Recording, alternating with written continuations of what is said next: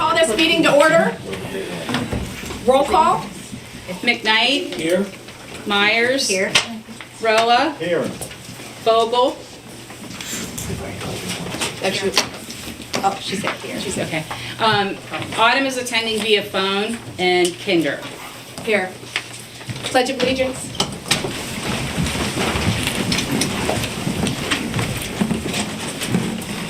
I pledge allegiance to the flag of the United States of America and to the republic for which it stands, one nation, under God, indivisible, with liberty and justice for all. All right, public comment on agenda items. Okay, yes, Mayor, we have several folks that want to comment. As I call your name, if you want, you're welcome to approach the podium. We know that we're kind of tight in here. You're also welcome to stand at your seat. Just please speak loud enough so everybody can hear. And as a reminder, when you do approach the podium or begin speaking, to state your name and your city address. Ms. Mayor, we have John Bilas, and he is speaking on the parking garage. There is a 5-minute time limit, so I will time you. I don't need to go to the podium, I'll just stand right here. My name is Jan Bilas. I live at 900 Market Street, apartment 312. I've been there for approximately 8 years. And first of all, I would just like to thank everyone on the city council, everyone involved with the city, Peter and the planning commission, everyone, for the consideration that they've given to this parking garage situation. And especially like to thank Dennis Watkins for all the hard work that he did, also for the people from Schaefer. And I personally went around with the help of other people, and we got over 260 signatures of people that thought it was important to keep the parking garage. So I just want to thank you in advance for your consideration. Hopefully it's going to be a positive result. As you can tell by the number of people that are here, we have a lot of people that are concerned about this parking garage. We have a lot of older people that are concerned, and I mean it's really important that that this situation happens. And I just want to thank everyone beforehand for all the hard work that they put in. Like I said, I would especially like to thank Dennis, and I know the mayor is going to make a right decision. Thank you. Thank you. I have Pat and Ron Gorley. Hi, I'm Pat Gorley. I'm actually speaking on behalf of Ron Gorley. He lives at the 9000 Market Street. We're interested in preserving the garage also, and it's very important to us. He has multiple medical problems, and for me to go out in the winter and scrape a car is just going to be too difficult. So I do hope that we can find a way to resolve this, and thanks, Dennis, too. Thank you. Next, I apologize, Kevin? Yes. Kevin Kraling, sorry, Kevin. No problem, no problem. Kevin Kraling. I don't live in the city, live in Sagertown, 1198 Erie Street. do work in the city. I'm involved with the Meadville Medical Center, and the parking garage is an issue that just recently came to my attention. Thank you, Mayor, thank you, Council, for having us here tonight. But the parking garage to me is very important because it helps me with physician recruitment, physician retention. We have a lot of visiting physicians that come into the region. Most notably, a lot of the cardiologists that are from the Sharon area that we recently acquired, and they stay at the apartment that Dennis has set up for us there. Beautiful property, and not only for the physicians, but whenever I'm in the building, I hear from a lot of the residents how important that parking structure is for them, and how important it is for, someone mentioned about snow and ice removal and having that covered structure there. So that's my biggest reason is not only for the medical center's interests, but also for the tenants that live in the building. So I fully support whatever council decides in regards to letting Dennis take over that structure. So thank you. Thanks, Kevin. Next, we have Henry Dewey. Henry? Hi, I'm Henry Dewey, and I'm representing the Taylor Hose Company at 220 West Center Street in Meadville. The Taylor Hose Company is an historic Meadville firefighting company that turned social club. It owns a building on Center Street, and not only is the south side of the building only like 4 feet away from the parking garage, it's actually connected by a walkway between the second floor of our building to the second level of the parking garage. So this, of course, makes the option of demolition of the parking garage a huge risk of damage to our building and hardship regarding us not having 2 ways of entering and exiting our second floor as required by code. But I'm not here just to speak about our company's interest. We're also in the interest of the whole downtown Market Square area. Our board of directors has communicated with Mr. Dennis Watkins and studied his proposal to save the parking garage and provide for its future. We believe his plans are viable and that they're in the best interests of the Kepler Hotel residents, the Market House vendors, our other downtown retailers, our downtown professional offices, the citizens that do business with all of these folks, and the entire Meadville community. Therefore, I strongly urge council to accept the proposal and authorize signatures on agreement of the sale of the parking garage to Mr. Watkins so that he can get to work on its preservation and you all can move past this issue and focus on the greater needs of our community. Thank you. Thank you. Thank you. Thank you, Henry. And then lastly, I have Dennis Watkins. Excuse me. I'm Dennis Watkins, 900 Market. I am representing hopefully continuing to represent the small businesses and the Kepler residents. But we do hope that the city council makes the right choice in allowing us to maintain the building for the city as well as the tenants that have been mentioned. And I appreciate your time and I look forward to hearing your outcome. Thank you. Thank you. Okay. Ms. Mayor, that is all. Notice of executive session meetings? There was an executive session held immediately prior to this council meeting to discuss real estate and personnel. Approval of minutes, October 21st, 2025, regular meeting. Aye. I'll second. Discussion? Roll call? McKnight, Aye. Myers, Aye. Roa, Aye. Vogel, Kinder. Aye. Communications. There is a letter in your packet from the Meadville Independent Business Alliance for their annual holiday parking request. This will be discussed later on in your agenda. Manager's report. So just 2 items. The first is a letter that's also included in your packet. Council would have received this from Fire Chief Evan Kardosh. So this is recognizing that the Meadville Fire Department achieved 100% recognition through the Pennsylvania Office of the State Fire Commission. So this is a prestigious recognition. This is made possible through the efforts of council and the firefighters down there for continuing education, higher certifications such as Firefighter 2, getting their different certifications. So it's a great honor. So just wanted to point that out and thank the department for all of their hard work. The second item I have is notification that we did receive a grant from PNC for the Summer Parks Program. This is the amount of $18,599. Want to make sure to thank the Remmel Foundation, who actually supplies the funding for this grant. And this will help support the Shady Brook programming that everyone has come to know and love.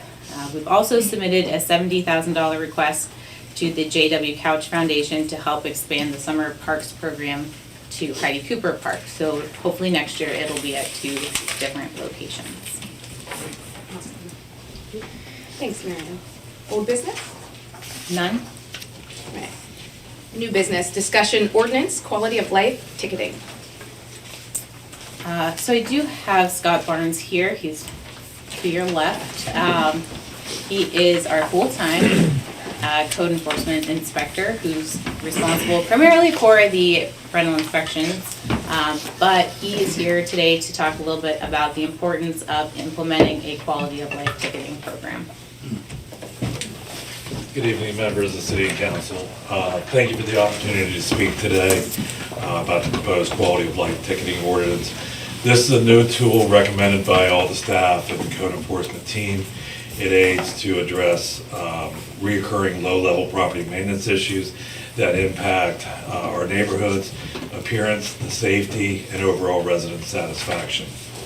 The purpose of this ordinance is simple. It's to ensure the health, safety, and welfare of our residents by encouraging the quick correction of minor violations such as high weeds, improper trash storage, junk accumulation, and snow removal issues that, while minor, individually can collectively lead to declining property values, neighborhood blight, and frustrated residents.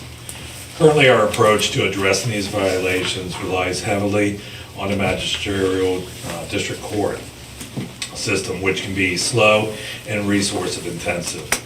This new quality of life ticketing program can streamline that process. Instead of requiring court action, code enforcement officers will be able to issue a standardized ticket on site, clearly outlining the violation and the given property, the owner, the short time frame to correct it. They'll also have the opportunity to pay a modest fine, helping to resolve the issue quickly and without the needing to go through the court system. I want to emphasize that this program is not about punishment, it's about correction. It provides a faster, more consistent approach to enforcement that encourages compliance and helps prevent recurring problems. By reducing administrative costs and enabling the city to recover costs for abating violations, the Quality of Life program ensures that taxpayers are not burdened by prolonged non-compliance. Finally, our code enforcement team strongly recommends adopting this ordinance because it aligns with best practices used across many Pennsylvania cities and municipalities, and it will significantly improve our ability to maintain clean, safe neighborhoods and protect our residents' quality of life. And thank you for your time and consideration. I'm happy to answer any questions that you might have. Does anybody have any questions? I have a lot of questions. I know you do. Scott, thank you. First question. With this ordinance, are you going to be able to go on the premises or only be able to see things from the street? It'll still be the same with viewing it from the street, not being able to go on the premise unless a neighbor signs consent and allows us onto their property, not the actual property that's in violation. Okay, and I'm looking at your definitions of violator. Violators should mean the occupant, owner, and/or tenant of the premises. Is it your intent to ticket the true offender? Like, in other words, if the garbage is thrown out, that's not the landlord, that is the tenant. Yeah. Currently, that is what we would like to do because there are numerous homeowners right now that live out of state and it takes so many days to be able to get any communication to them. And by then, like as an example with the upcoming snow that we have coming, that it can be melted before the homeowner even gets it, that there's been an issue with excessive snow in the sidewalks. Okay. looking at section 6, I guess that's on the page 3, outdoor placement of indoor appliances and furniture. I know the minute you enact that, someone's going to show you their beautiful outdoor barbecue and kitchen, and technically they'd be found in violation of this ordinance. Currently, it doesn't change any of the existing code violations. So that would be an existing code violation that's in the International Property Maintenance Code, that they cannot have indoor furniture outdoors. Appliances are like people that take their stoves, refrigerators, or whatever, and they're going to send them out to the trash and haven't gotten tickets to have the trash come and pick them up, or storing them on the side of the house, things like that. So we understand that the backyards, we're not gonna be able to see those from the front of the property. And I know there are a few houses that may have that, but not a lot of houses in downtown people will have that. Now, section 12 on yard signs and temporary signs. Yes. Speaking as a retired real estate agent, what about people who have for sale signs for rent? What about political signs? The ordinance is not specific, because those are mostly temporary signage. From my understanding, I was aware that that got changed last year, that no political signs, real estate signs, or any of that are allowed in the city right-of-way. They could be on the property of the homeowner, but not in the city right-of-way. Okay, and again, the form of the ticket, my concern is that we get the violator. I don't want to get the landlord, because the landlord is not the one who's responsible for these. Correct. In any case. And finally, authority to issue violation tickets. It says to the owner and/or occupant. And again, I just want to make sure that we don't take the simple route and say, well, hey, we know who the owner is, we don't know who the occupant is. How are we going to address that? One of the things we're currently working on is with the fire department of combining resources. They have a very large list currently of a lot of the tenants who live in some of these rental properties. So with us combining our systems eventually into one system, the code enforcement officers will be able to see the tenants' names as well as the homeowners' names for those properties. Okay. The other things are like, would not be in your area of interest. I'm worried about the hourly rate, how we charge the hourly rate, and how we compute it. But that's not something that would affect your inspection program. But, okay, well, thank you. You're welcome, thank you. Nice seeing you. Good seeing you. Mary, do you have any questions? No. Gretchen? Yeah, how does that work with the current violation? Like, would you still want to ever use the other? I was just curious. We're not gonna be able to do everything under the quality of life violations. These are more the most Just with frequent the- ones. yeah, okay. Yes, But you take all of those and go this route first? yes. So we'll do the quality of life. Also, it's a lot less expensive for the violator that made it happen. As an example, if it goes downstairs, they're looking at $100 plus $200 or $300 fine in court costs and all that. Not to mention they have their name now listed on a court document that if you run records, whereas the quality of life ticket, they're not gonna have any of that. The fines will be much less, and there also won't be a record of that. Autumn, do you have any questions? Yeah, I have a few things. Thanks, Mayor, and thanks, Scott, for being at the council meeting and bringing this forward. Thank you, Autumn.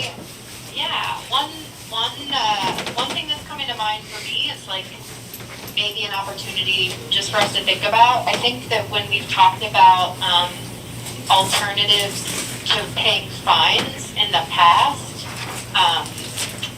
in terms of like people have to do community service or something like that, right, rather than being slapped with a fine they can't pay. I think part of it was that the magistrate's office couldn't administer that, and I would wonder if ticketing might actually, because it would reroute those violations, give us the ability to have alternatives or payment plans or something, like give us a little more control. Because that's one thing I'm hearing is maybe an opportunity we could just think about. Yeah, well, anyway, I'll pause. Do you have any your reflections on that, Scott? Wasn't a question, but. I don't know how the logistics of that might work, without knowing all the ins and outs. I know the fines would be a lot less with the quality of life compared to if it was to go to court wise. So I don't know what that relates to of how much community service time equals this dollar amount. And Can I address that for a second? yeah, Mayor, Autumn, this is Tim. The optional third-class city charter law provides for what the allowance is for violations of city ordinances, and unfortunately, community service is not one of the options. So we're limited to the powers that are granted to us under the optional third-class city charter law. The magisterial district justice have different tools available to them under the codes that they use, but we do not have that allowance. How about a payment plan, like she said? Payment plan is something we could talk about, but community service in lieu of fine is something we cannot. Do you have other questions? I did have one other, I think I saw in here that appeals would go before council, city council, and I was just wondering if there's, if we can know the motivation for that, like, and if that's standard rather than, we do have a code appeals board, and is there a reason that we as council would hear the appeals rather than a different body? the only thing I can think of is that it was gonna be quicker process to have it come before council, and it would be a council vote representing the city rather than a code officer, or people representing, the code council to making that decision. I'm not 100% sure on that though. I think that's something we could probably talk through and find the best solution for that. Yeah, sounds good. Yeah, I'm not raising it as a Yeah, no, I know. thing I'm against. Just I was hoping to get more info on it. So thanks. Do you have thoughts on that, Peter? I'm just curious. Like that. No, I have nothing to contribute right now. I just have for people who maybe are getting one of these but have, reason that they're doing this, like the high grass, we always have the, pollinator gardens. As Jim brought up, appliances and somebody has an outdoor kitchen, right? Like I don't know how that would translate, but if they have proof that this is something they use often, then this is just, and then you're saying if a neighbor lets you on their property to look, right? So to get a different view, if they're like, hey, this is definitely a violation, you never, come back and look at what we're looking at, is that something you're going to be planning to do if they? Yes. Okay. Yes. And then if it, if in a renter's lease, they have somebody else mows the grass, right? Then they would be able to show you this, and then the fine would go, Yes. right? Correct. Whether it's whatever agreement it is. Yeah. Would that need to be an appeal, or would that be something they could come to you or? They would be able to come directly to us and state that this is this. They could show us the proof that in our lease or whatever it states right here, the landlord is to mow it, or they're to contract XYZ company, that the tenant's not responsible, and then, that person would be off the hook. Right on. And vice versa, if it was a landlord that states the tenant is to keep the upkeep of the grass or whatever it may be, shoveling or whatnot, then by all means, that would be the same way. All right. Madam Mayor, if I may, with respect to the question, Autumn, your question on the Property Appeals Board, that is absolutely an option. It's not required to come to City Council. Upon further reflection, that may actually be a better route for these to go, so as to not bog the City Council meetings down and have these situations. And live meetings on the TV and the like. And those groups are particularly well versed in these property maintenance code issues. So if that's it seems like that's a fairly reasonable policy change to request, and we can draft up those amendments if you want to head that direction. Sure. Sure, so what are you looking at from us? What do you guys need from us? I just need a series of head nods and we'll get a draft to you. This is just a discussion document here this evening. Yep. Okay. Okay, thank you. All right. Discussion CATA and parking along Chestnut Street. So as council is aware, or recalls, a number of months ago, council received some public comment concerning issues with CATA buses turning off of the Diamond down Chestnut Street with 2 specific parking spots in front of the Masonic building. I'll let Peter take it from here, but he does have a suggestion on how to remedy that. I was helpfully and kindly reminded of this before the worst of winter weather and darkness sets in. So, yeah, as you can see in the exhibit, as CATA buses turn wide in the opposite direction, the 2 parking spaces in front of the Masonic building also tend to push traffic in the opposing direction over the center line of the road, which can create some potential conflict in that interaction. The ideal is to move those 2 parking spaces rearwards to where the post office collection box is in front of the old post office.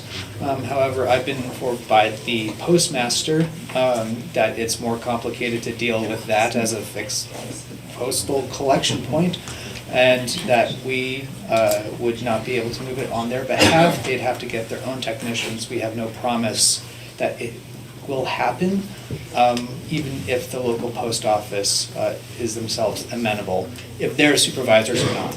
So for expedience, in the interest of safety, I ask what your opinion is of approving to remove those 2 parking spaces indefinitely. I think at least through winter would be a good idea anyway. With that curve as sharp as it is, and you're gonna have ice, snow, and slush, you're preventing unneeded accidents. I think you should decide it in January. I think you should decide if you want to decide. Yeah, there you go. Yeah, Joe, I like that. What we're thinking is there'd be minimal disruption because of the Diamond being right there and other parking options. So removing these 2 spots shouldn't cause too much disruption. Are we thinking? In parking. It's parking, so it's a matter of opinion. That's true. Okay. Okay. Assuming you can get it moved, the box moved, are there spaces for 2 more parking spaces? There, at the place where the box is, yes. And has anyone talked to any of the members of the Masonic building? Not yet. Okay. Just discussion at this point. Okay. Does anybody have any other questions? Autumn, do you have any questions? I'm sorry, it was impossible to hear Peter, but I think I understand what's happening, so we can't easily move the mailbox drop-off, so it's just a matter of removing the spots Right. instead of swapping them? Yes. Okay, we can't fit any spots over there.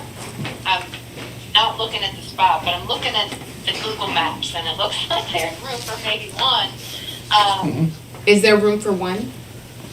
We can try that. I don't know what would really be acceptable. I mean, the intention is you pull off, you slip in there, and you don't really interfere with the ability to slip in and be able to use the box. Mm-hmm. So I haven't tested what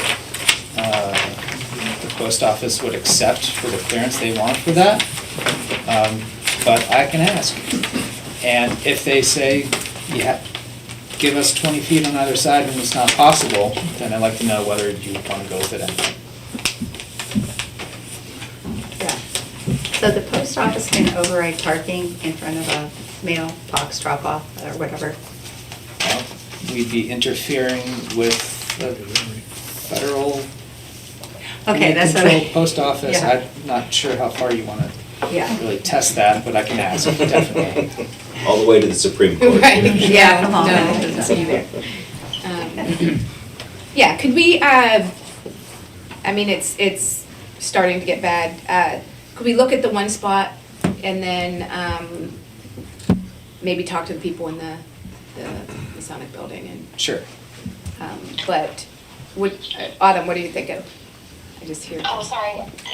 I just, yeah, I'd be amenable to, like, continuing to pursue with the postmaster, if that's who, the postmaster general or whoever, like, that's, continuing to pursue that, with an eye towards, addressing Kevin's concern and moving those two spots, but hopefully being able to add two more. Yeah. Agreed. Anybody have any other questions? I would just, for the time being, if you're gonna do it, why don't you just put a bag over it? Don't pull it off. Yeah. See how people react in the next several weeks. And maybe get in touch with the people who rent at the various office buildings there. Sure. Don't want a no parking bag to be confused with a free 2-hour parking bag. That's why you have them no parking, they're different color and everything. Yeah, so, I'll see what I can do to answer all of these concerns for you before you actually make a decision about that.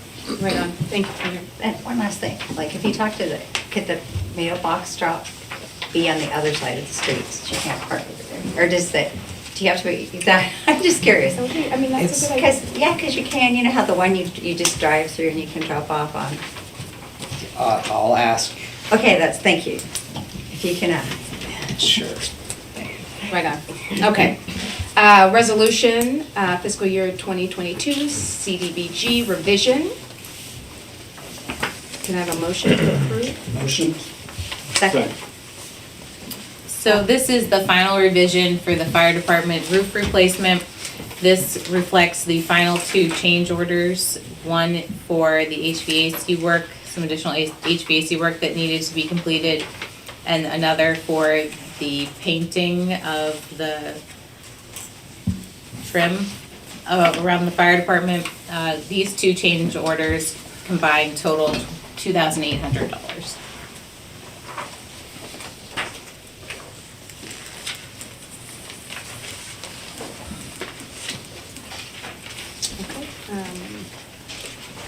Discussion?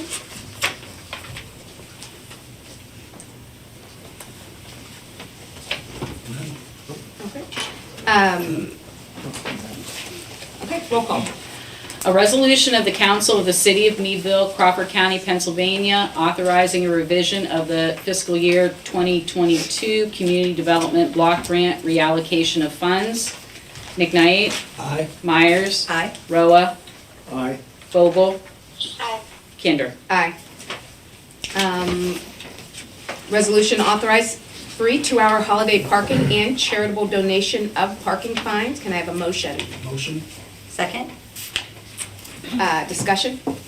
So this reflects the request made by the Meadville Independent Business Alliance for the annual 2-hour free parking. There is a updated flyer in your packets as well as a map, both of which will appear on the website and posted to the social media. In addition, this year is a little different. We're also suggesting that a charitable donation be made with any parking fines that are incurred throughout that time period from after Thanksgiving to after the New Year. The resolution in front of you just says for a nonprofit. Council can decide what nonprofit they would like to donate those revenues from. It'll likely, based on past years, be a little less than $2,000. So not a considerable amount, but still a nice donation to a charity. Anybody have any questions? I have some concerns. Sure.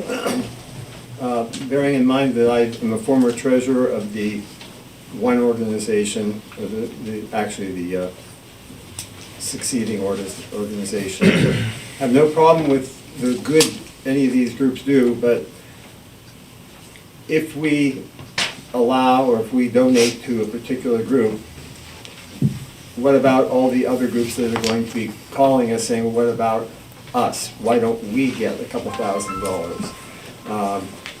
The Jimmy Moore Party gives out gift certificates to people.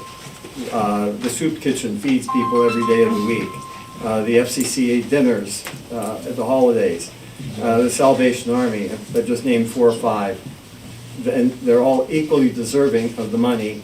So the real question is it city money that we ought to be giving to a particular organization, or should we be urging people to open their own purse strings and heartstrings and donate? I think we can do both. I think that it's not an either or, it might be an and, right? And yeah, we'll pick a charitable donation, and I don't think it's a that we shouldn't give. Right. Right? I think that we should absolutely give. But does anybody have any other questions? Well, I was thinking maybe you could do it like Palmero, and you know how you have little bags, Right. and it's like, and then people just put in tickets, and whoever, it's like, oh, you guys won, you know, like come in, you can come in every day. Sure, you guys don't want to do that, but it's kind of a good idea, you know, so you can kind of vote for one charity, and then the people can decide. Yeah, we could do that. We'll put them in my office, and we'll do it on Tuesdays and Thursdays, so no staff time has to be used. That's fine. I'll do those. Yeah. That's fine. Any other questions? Roll call. A resolution of the Council of the City of Meadville authorizing 2-hour free holiday parking and designated parking-related fines collected during the holiday season to be donated to a local nonprofit. McKnight? Aye. Myers? Aye. Roa? No. Vogel? Aye. And Kinder. Aye. Motion passes. Resolution authorized signatures, real estate transfer for Market Square parking garage. Can I have a motion? So moved. Second? Discussion. So, these are agreements that were put together between the city, the redevelopment authority, and the Watkins Property Management. And I'm just making one fix in my motion that I'm going to propose. It consists of 3 different agreements. One is a sales agreement between the City of Meadville and the Redevelopment Authority, and the second is then a similar agreement between the Redevelopment Authority and Watkins Property Management. The real key to the agreement, however, is the redevelopment agreement, which is the second agreement or third, depending on how you count it, between the 3 parties. The redevelopment agreement requires that Watkins Property Management or a successor organization, and I'll explain that in a second, to redevelop the property in accordance with the terms of this agreement over the next 5 years. The city spots that are currently leased to the DEP building will continue to be leased to DEP at the rates negotiated by the city. The parking garage will remain open and in continuous use in part as a public parking facility. Pedestrian traffic will be permitted through the first floor of the garage. The parking garage is going to be maintained in accordance with all applicable codes. No more than 50% of the garage may ever be closed at one time for any reason except for emergency repairs, and then for only so long as is necessary to complete those repairs. Watkins is to remain current on all property tax and other tax payments required to be paid on the property, and the city will not object to any LRTA applications or other tax exemption programs that he may be eligible for in the ownership of that property. There's a list of improvements that are to be made: installation of barrier gates and payment terminals, electrical and plumbing issues, ensure fire extinguishers are accessible and up to code, repair the elevator floor, repair the roof, install metal decking on the bottom sides of all floors where it needs to be repaired, minimum patching of concrete as needed, repair concrete floors from the 6th floor to the 1st floor, apply epoxy over the concrete, including all ramps, repair any structural steel as needed, install generators to run the gates and lighting, work on painting interior ceilings, columns, and beams, clean up the green space around the south side of the parking garage and the west side of the Kepler Hotel, specifically where the dumpster is located. Work on the exterior of the building on all 4 sides, repairing any concrete outside the building and patching, painting, and replacing as needed. Finalizing any work that remains uncompleted in the 2029 season, continuing maintenance of the parking garage, and preparing for city inspections. That work is all to be completed. We give a little bit of a grace period here to no later than December 31st of 2030, absent what we call any force majeure activities that may occur, which would be if there be another pandemic or other reasons that would prevent him from being able to reasonably complete the work. Once it is approved, it is to be inspected by a city building inspector. If there's objections as to what the city building inspector says, then a third-party inspector would come in and do that review to certify whether this has all been completed. The city is going to have unlimited inspection access during the performance of the work. Mr. Watkins and his successor entities will be responsible for all snow and ice removal, maintaining access on Mulberry Street between West Cherry Street and West Center Street and all the entrances. He's going to have necessary insurance liabilities. There's going to be a perpetual $1 license for the fire department to continue to have their communication system installed on the garage, including the rights of access and maintenance. There's going to be a perpetual $1 license for the city market house authority to ensure the location of the dumpster and the grease receptacles stay in the areas in which they're at. And the Verizon lease that is currently on the property will be transferred to whomever the successor organization is. If any terms of the agreement are violated, the city's remedy is going to be to reclaim the property and any and all improvements for $1. This is known as a right of reverter that would be reverted back into ownership of the city. This is really the provision that protects the fact that there's a transfer of a city asset here. And then the remainder of the document is all the 3 pages of single-space legal terms that we put in these such documents. Those are largely the material terms of the agreement based upon late discussion that we had with Mr. Watkins and his counsel, Mr. Lugio. We had come to an agreement that the recommended motion by the administration to City Council would be to approve the sales agreement and redevelopment agreement for the Market Square Parking Garage and related properties with Watkins Property Management, contingent upon the allowance for Watkins Property Management to create a special purpose entity to purchase the property from the city and the redevelopment authority, and contingent upon the redevelopment agreement running with the land to ensure that it is obligated to be completed by whichever entity is the ultimate owner of the properties. It is extremely standard in commercial property transactions for the purchaser to create special entities, LLCs, that are created for the purpose of owning parcels. It's my understanding that it's not yet been completed. There's been a name selected and paperwork is in process of being filed. However, it's not yet done. So the requested authorization is to sell the garage subject to the redevelopment agreement and subject to the allowance for this to be transferred, not necessarily directly to Watkins Property Management, but whichever that successor entity is. And then also ensuring that the redevelopment agreement does in fact run with the land so that should it be sold, that it be obligated by the new purchaser to comply with this as well. I will move to amend my motion to reflect your verbiage. Do you have a second? Second.